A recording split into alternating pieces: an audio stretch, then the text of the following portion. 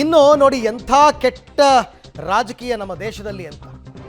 Operation ಸಿಂಧೂರದ ಬಗ್ಗೆ ನಾಲಿಗೆ ಹರಿಬಿಟ್ಟಿದ್ದಾರೆ ಕೈ ನಾಯಕರು. ಒಬ್ಬೊಬ್ಬ ನಾಯಕರದು ಒಂದೊಂದು ವಾದ. ಈ ಆಪರೇಷನ್ ಸಿಂಧೂರದ ಯಶಸ್ಸನ್ನು ಇವ್ರ ಕೈಯಲ್ಲಿ ತಡ್ಕೊಳ್ಳೋಕ್ಕಾಗ್ತಾ ಇಲ್ಲ ಕಾಂಗ್ರೆಸ್ ನಾಯಕರಿಗೆ. ಒಬ್ಬೊಬ್ಬರು ಒಂದೊಂದು ಹೇಳಿಕೆ. 100ಕ್ಕೂ ಹೆಚ್ಚು ಉಗ್ರರ ಹತ್ಯೆ ಬಗ್ಗೆ ಶಾಸಕ ಕೊತ್ತೂರು ಮಂಜುನಾಥ್ ಡೌಟ್ ಅಂತೆ, ಅನುಮಾನ ವ್ಯಕ್ತಪಡಿಸಿದ್ದಾರೆ. ಟ್ರಂಪ್ ಕದನ ವಿರಾಮ ಘೋಷಣೆ ಬಗ್ಗೆ ಪ್ರಿಯಾಂಕ್ ಖರ್ಗೆಗೆ ಅನುಮಾನ. ವಿದೇಶಾಂಗ ನೀತಿಯನ್ನು ನಾವು ಬೇರೆಯವರಿಗೆ ಔಟ್ಸೋರ್ಸ್ ಕೊಟ್ಟಿದ್ದೀವಾ? ಕೇಂದ್ರ ಸರ್ಕಾರಕ್ಕೆ ಪ್ರಶ್ನೆ ಮಾಡಿದ್ದಾರೆ ಸಚಿವ ಪ್ರಿಯಾಂಕ್ ಖರ್ಗೆ. ನೀವು ಆ ರೀತಿ ಅನುಮಾನ ವ್ಯಕ್ತಪಡಿಸಿದ್ರೆ ನೀವೆಲ್ಲ ಭಾರತೀಯರ ಅಂತ ನಮಗೆ ಅನುಮಾನ ವ್ಯಕ್ತ ಆಗ್ತಾ ಇದೆ. ಈ ರೀತಿ ಯಾರ್ಯಾರು ಮಾತಾಡ್ತಾ ಇದ್ದಾರೆ ಇವರು ಭಾರತೀಯರ ಅಲ್ಲವಾ ಅಂತ ನನಗೆ ಅನುಮಾನ. ನಾನಿಲ್ಲಿ ಯಾವುದೇ ಪಕ್ಷದ ವಿಚಾರ ಮಾತಾಡ್ತಾ ಇಲ್ಲ. ನಾಳೆ ದಿನ BJPಯವ್ರು ಹಿಂಗೆ ಮಾತನಾಡಿದ್ರೆ ಆತನಿಗೂ ಇದನ್ನೇ ಹೇಳ್ತೀನಿ ನಾನು, ನೀನು ಭಾರತೀಯನಾ ಅಂತ. ಕೊತ್ತೂರು ಮಂಜುನಾಥ್ ಆಗಿರಲಿ, ಪ್ರಿಯಾಂಕ್ ಖರ್ಗೆ ಆಗಿರಲಿ. ಪ್ರಿಯಾಂಕ್ ಖರ್ಗೆಗಂತೂ ಆ ಪೆಹಲ್ಗಾಮ್ ಅಟ್ಯಾಕ್ ಆದಾಗಿಂದಲೂ ಕೂಡ ಅದೇನೋ ಸಂಕಟ, ಅದೇನೋ ನೋವು, ಅದೇನೋ ಕತೆ. ಭಾರತ ನೋಡಿದ್ರೆ ಇಲ್ಲಿ ವಿಜಯೋತ್ಸವ ಆಚರಿಸ್ತಾ ಇದ್ರೆ ಅಲ್ಲಿ ಅವರಿಗೆ ತಡ್ಕೊಳಕ್ಕಾಗ್ತಾ ಇಲ್ಲ. ಏನು ಮಾಡಿದ್ದಾರೆ? ಸುಮ್ಮನೆ ಬೂಟಾಟಿಕೆಗೆ 4 ಫ್ಲೈಟ್ ಮೇಲೆ ಕಳಿಸ್ಬಿಟ್ಟು ಬಂದ್ಬಿಟ್ಟು ಇದು ಮಾಡೋದಾ? ಇದಕ್ಕೆ ಪರಿಹಾರನ ಇದು?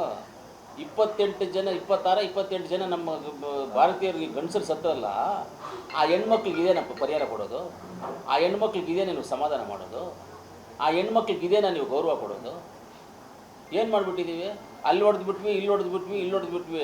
ಯಾರು ಹೊಡೆದಿದ್ದಾರೆ ಅಂತ ಏನು ಡಿಕ್ಲರೇಷನ್? ಯಾರು ಸತ್ತಿದ್ದಾರೆ, ಏನಾಗಿದೆ, ಏನು? ನಾವು ಸಾಮಾನ್ಯ ಪ್ರಜೆಗಳ ಮೇಲೆ ಎಲ್ಲೇ ಆಗಲಿ ವಾರ ಮಾಡುವಂಥದ್ದನ್ನು ನಾವು ವಿರೋಧ ಮಾಡ್ತೇವೆ. ಸಾಮಾನ್ಯ ಪಾಕಿಸ್ತಾನ ಪ್ರಜೆಗಳಾಗ್ಬೋದು, ಕರ್ನಾಟಕ ಪ್ರಜೆಗಳಾಗ್ಬೋದು, ಭಾರತ ದೇಶ ಪ್ರಜೆಗಳಾಗ್ಬೋದು, ಬಾಂಗ್ಲಾದೇಶ ಆಗ್ಬೋದು, ಚೈನಾ ಆಗ್ಬೋದು, ಅಫ್ಘಾನಿಸ್ತಾನ ಆಗ್ಬೋದು, ಯಾವುದೇ ದೇಶದ ಸಾಮಾನ್ಯ ಪ್ರಜೆಗಳ ಮೇಲೆ ವಿರೋಧ, ಏನಾದರೂ ವಾರ ಮಾಡೋದು ಇಂಥದ್ದು ಮಾಡಿದ್ರೆ ನಾವು ವಿರೋಧನೇ ಅದಕ್ಕೆ. ಆದರೆ ಅಷ್ಟು ಈಸಿಯಾಗಿ ನಮ್ಮ ಬಾರ್ಡ್ರ್ ಒಳಗಡೆ ಬಂದು 3 ದಿವಸದಿಂದ ಅಲ್ಲೇ ಓಡಾಡ್ಕೊಂಡಿದ್ದು ಇದು ಮಾಡಿದ್ದಾರೆ ಅಂತ ಹೇಳಿದ್ರೆ ಫೈರ್ ಮಾಡಿ ಗಂಡಂದ್ರ ಹೆಂಡ್ತೀರ ಮುಂದೆ ಗಂಡಂದ್ರನ್ನ ಹೊಡೆದು ಆ ಮಕ್ಕಳ ಮುಂದೆ ಹೊಡೆದು ಸಾಯಿಸಿ ಅವ್ರು ಹೋದರೆ ಯಾರಾದರೂ ತಟ್ಕೊಳ್ಳೋಕ್ಕಾಗುತ್ತಾ? ಯಾರಾದರೂ ಅವರೇನೋ ಹೆಣ್ಮಕ್ಳು ಗಟ್ಟಿಯಾಗಿರೋದ್ರಿಂದ ಅವರು ಬಂದರು, ಇಲ್ಲಾಂದ್ರೆ ಅವ್ರು ಹಾರ್ಟ್ ಅಟ್ಯಾಕ್ ಆಗಿ ಸತ್ತೋಗ್ಬಿಡ್ಬೇಕಾಗಿತ್ತು ಆ ಕಣ್ಮುಂದೆ ಆ ಘಟನೆ ನೋಡಿದಾಗ. ಅಂಥದಕ್ಕೆ ಪರಿಹಾರ ಇದಲ್ಲ. ಆ ಟೆರರಿಸ್ಟ್ಗಳು ಯಾರು, ಬೇರೆ ಯಾವುದು, ಬುಡ ಯಾವುದು, ಕೊಂಬೆ ಯಾವುದು, ರೆಂಬೆ ಯಾವುದು, ಎಲ್ಲವನ್ನು ಹಿಡಿದು ಎಲ್ಲವನ್ನು ಹೊಡಿಬೇಕಾಗಿತ್ತು. ಏನೋ 4 ಹೊಡೆದಿದ್ದೀವಿ ಅಂತ ಹೇಳ್ತಾ ಇದ್ದಾರೆ ಅಷ್ಟೇ.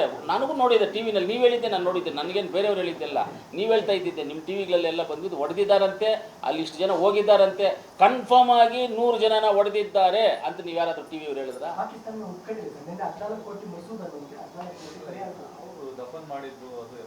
ಅದು ಯಾವ ಇವತ್ತಿದೆ ದಫನ್ ಮಾಡಿದ್ದ, ಮುಂಚೆದು ಯಾವಾಗ ದಫನ್ ಮಾಡಿದ್ದಾರೆ ಅದು ನಮಗೆ ಗೊತ್ತಿಲ್ಲ.